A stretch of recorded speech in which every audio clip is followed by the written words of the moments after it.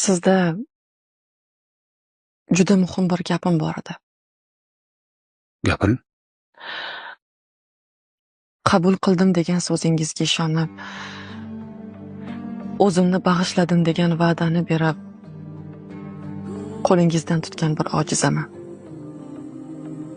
Meni ota-onam ham, aka-uka, opa-singlim ham sizsiz. Iltimos, meni yolg'iz qoldirmang.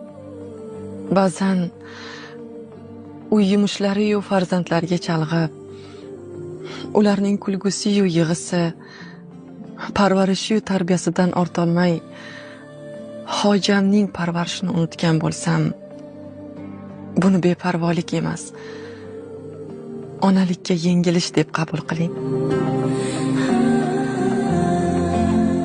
Gohida sizni rashk qilib,